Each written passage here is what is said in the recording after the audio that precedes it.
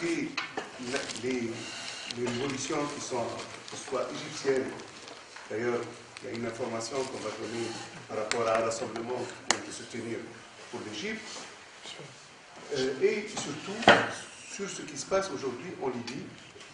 Avec Tarek, on va y revenir. Bien sûr, il y a la grande partie de la Libye libérée aujourd'hui.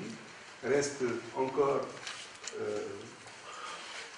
la capitale Trablis, qui est Tripoli, qui est encore sous entre guillemets, occupation. Hein, l'occupation des forces libyennes, des forces de Kadhafi. C'est ça, donc elle n'est pas encore libérée. C'est un concept qui est discutable, que je le mets dans le débat. Et donc, ce qui se passe aussi en Libye, ça nécessite notre soutien, notre solidarité avec les peuples qui ont lutté. Je suis rendu à Lampedusa, je suis resté plusieurs jours à Lampedusa, et j'ai pu parler, enregistrer un petit peu, etc., avec tous ceux qui arrivaient. Bon, il se trouve que je connais très bien Lampedusa. J'ai travaillé pendant plusieurs mois là-bas, en 2008. On a fait une mission d'enquête aussi à 2 ans. En 2008, et on a fait un rapport qui est sorti pour la FTCR et le RMDH, à une époque où il y a eu 37 000 Harrar qui sont arrivés sur cette île, qui est une île de 22 km² au sud de la Sicile, et de 5 000 habitants. Donc quand je suis arrivé dans cette île que je connaissais vraiment, eh bien, je ne l'ai pas reconnue. Je ne l'ai pas reconnue parce que j'avais l'impression d'être dans une ville du sud tunisien. Parce que, comme je vous l'ai dit, c'est une île de 22 km², 5000 habitants, et il y a un centre de rétention. Ça ne s'appelle pas comme ça en italien, mais c'est un centre de détention, en fait, pour les migrants clandestins, où d'habitude, en 2008, quand j'y allais, il était fermé. C'est-à-dire les Harrata ne pouvaient pas sortir de ce centre. Ils étaient enfermés dedans jusqu'à ce qu'on les transfère vers l'Italie pour soit les expulser, soit les libérer, etc. Mais là, pour plein de raisons, ils n'ont pas été enfermés. Donc ils étaient libres d'aller et venir sur l'île comme ils le voulaient.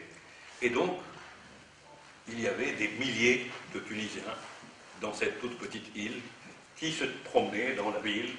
Et il y avait des petits groupes qui étaient assis sur les collines un petit peu partout en faisant du thé à la tunisienne, dans les cafés, etc.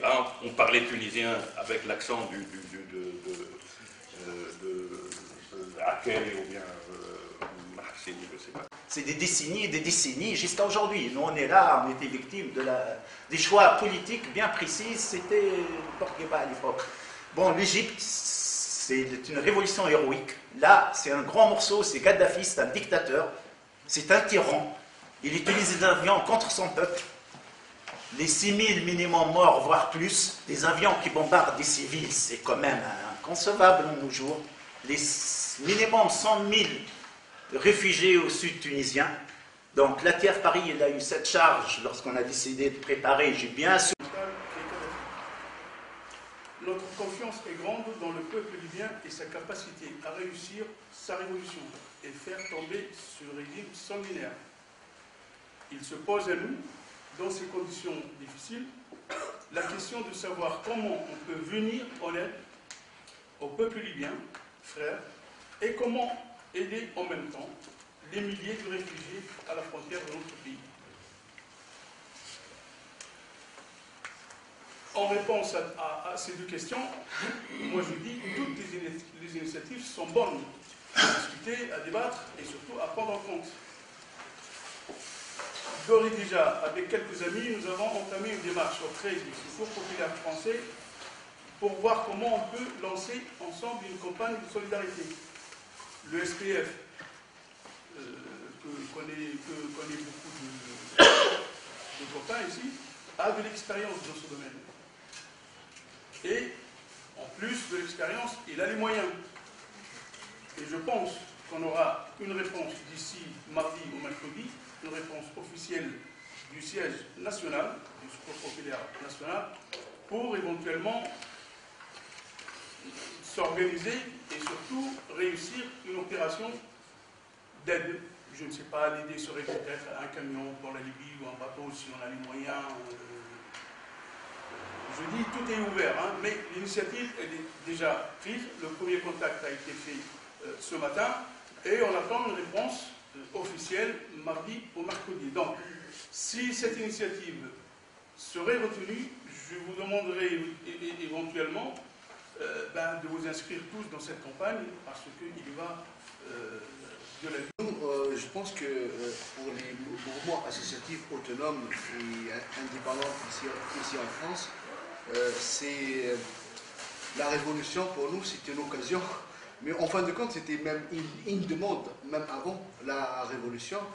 On a toujours milité, nos associations, mais au-delà de nos associations, pour que l'immigration, à travers ces différentes porte-paroles, s'organise.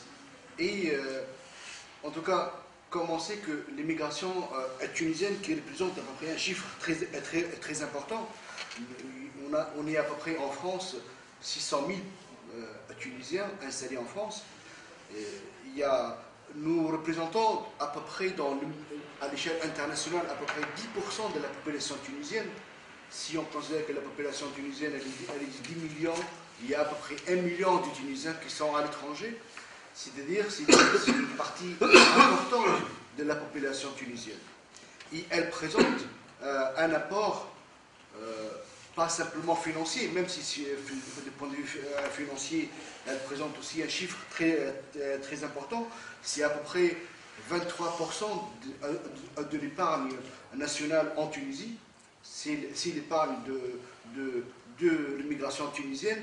C'est-à-dire que c'est un apport économique très fort, très important. Mais au-delà de cet apport économique, il y a l'appartenance à ce pays, l'appartenance à la Tunisie, et surtout maintenant l'appartenance à cet élan révolutionnaire, à cet élan démocratique en Tunisie.